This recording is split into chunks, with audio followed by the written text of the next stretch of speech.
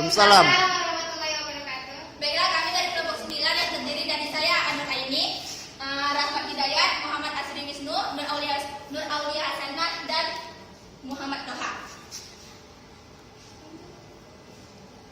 Yang pertama itu ada struct. Definisi struct atau structure adalah kumpulan dari variabel yang dinyatakan dengan sebuah nama. Dengan sifat sebuah variabel dapat memiliki tipe yang berlainan. Dalam pemrograman C++, jika kita membuat suatu program yang memerlukan berbagai tipe data yang akan digunakan, tentunya dengan nama variabel yang banyak pula. Dalam program sederhana, jika kita menggunakan sedikit variabel, tentunya tidak jadi masalah. Akan tetapi, jika kita akan membuat sebuah program yang lebih kompleks dengan berbagai macam nama dan tipe variabel dalam pendeklarasiannya. Dengan struct, kita bisa mengelompokkan berbagai nama dan tipe variabel tersebut sesuai dengan kelompoknya. Hal ini tentunya bisa berguna untuk memudahkan dalam mengelompokkan sebuah variabel. Sebagai contoh umum, terdapat berbagai nama variabel, yaitu nama, NPM, alamat, dan lain-lain. Variabel tersebut dapat kita kelompokkan menjadi satu dengan nama data mahasiswa. Kemudian jika terdapat variabel mata kuliah, nilai, SKS, dan lain-lain, dapat kita kelompokkan menjadi satu dengan nama KSS. Selanjutnya, nested struct. Di dalam sebuah struct dapat dimungkinkan terdapat sebuah struct lagi. Jadi hal ini dapat diartikan struct di dalam struct. Hampir mirip nested loop, yaitu for di dalam for. Contohnya, struct tanggal, buka kurung berawal, masukkan integer hari, di akhir titik koma. Selanjutnya in bulan, titik koma, in tahun, titik koma, ditutup dengan kurung berawal lagi, dan diakhiri dengan titik koma. Selanjutnya itu struct karyawan, buka kurung berawal, masukkan char, name, dan dalam kurung lagi 10, diakhiri titik koma. Masukkan char nama 20, lalu struct tanggal masuk, titik koma, lanjut float gaji, titik koma, diakhiri dengan kurung kerawal, titik koma. 3. Selanjutnya akan dijelaskan oleh Nur Aulia Hasanah.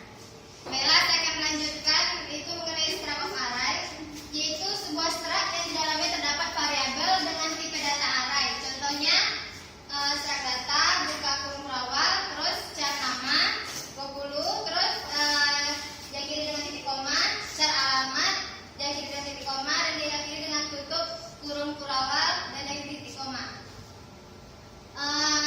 Selanjutnya array of struct. Array of struct itu sebuah array yang di setiap data elemennya bertipe struct. Umumnya dipakai untuk menyimpan objek data yang terstruktur, misalnya data mahasiswa. Contohnya tipe def struct, buka kurung kerawal, char npm, char nama, dan char alamat. Kemudian lanjutannya itu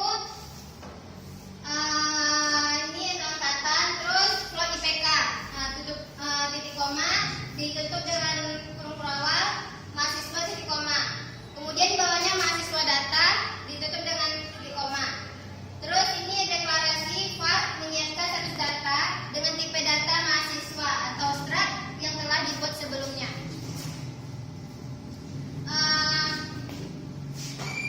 Selanjutnya array of struct. Array of struct yaitu sebuah array yang setiap data elemennya bertipe struct. Umumnya dipakai untuk menyimpan objek data yang terstruktur, misalnya data mahasiswa. Ini bisa dilihat sendiri. Dan ini sama tadi.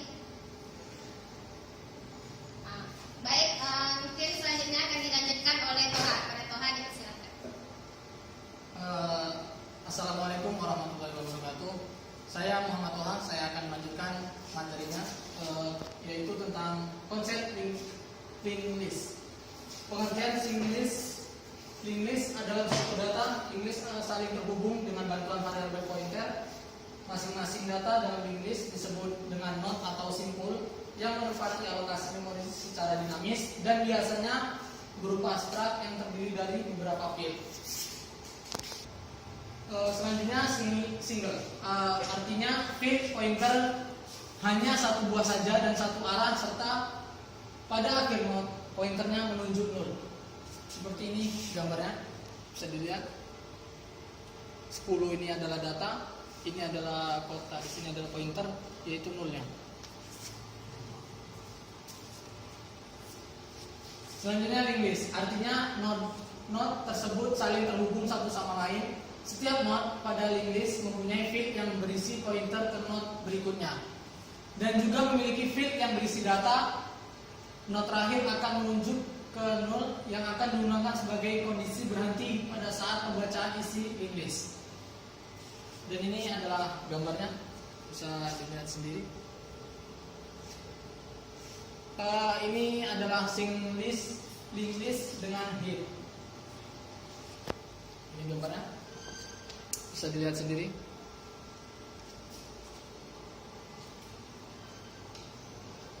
Deklarasi single link list. Model struktur dari link list tersebut dalam Java adalah sebagai berikut.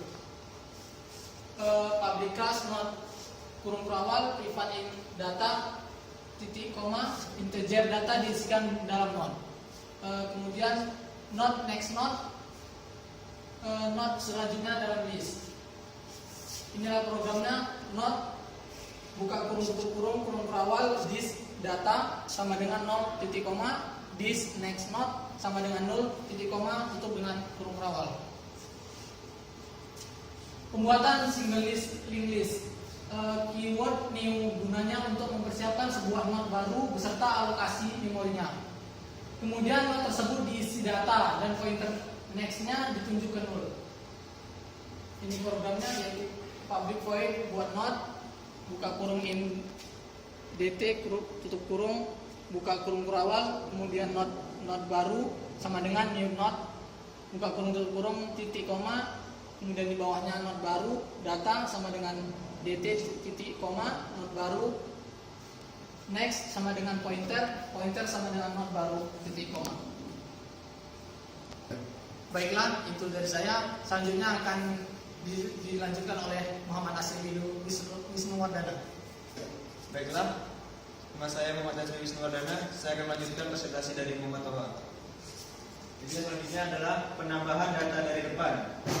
Pada prinsipnya adalah mengkaitkan node baru dengan head. Kemudian head menuju pada data baru tersebut, sehingga head akan tetap selalu menjadi data terdepan.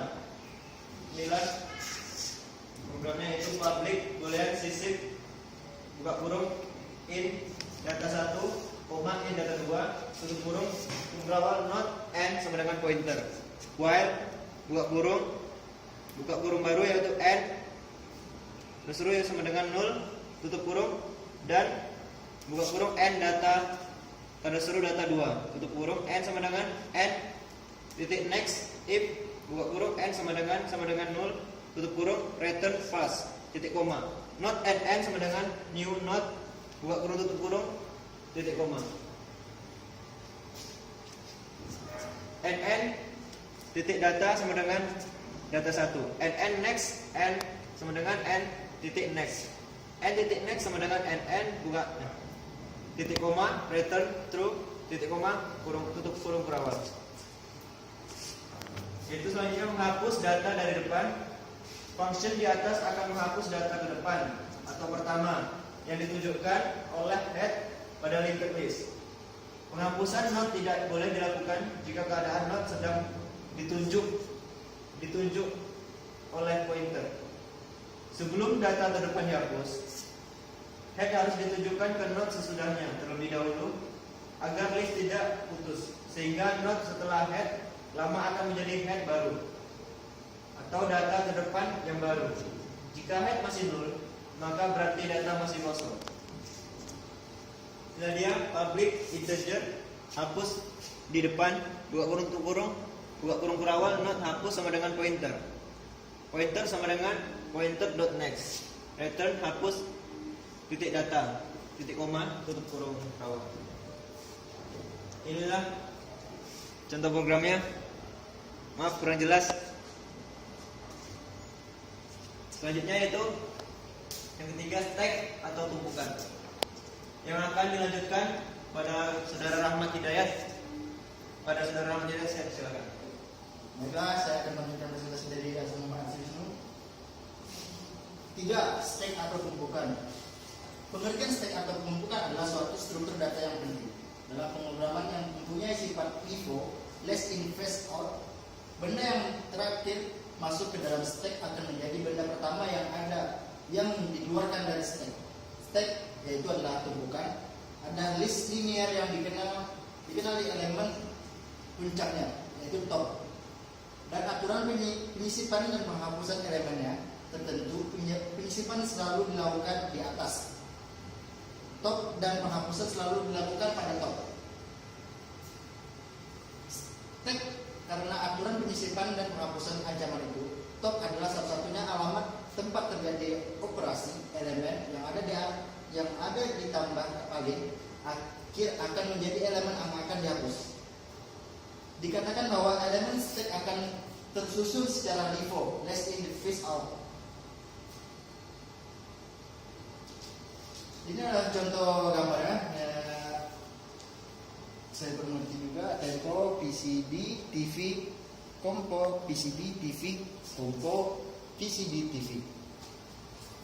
Operasi atau fungsi stack. Fast digunakan untuk mengubah item pada stack pada tumpukan yang paling atas. Lanjut, pop digunakan untuk mengambil item pada stack pada tumpukan yang paling atas. Yaitu clear digunakan untuk mengosongkan stack. Selanjutnya is empty.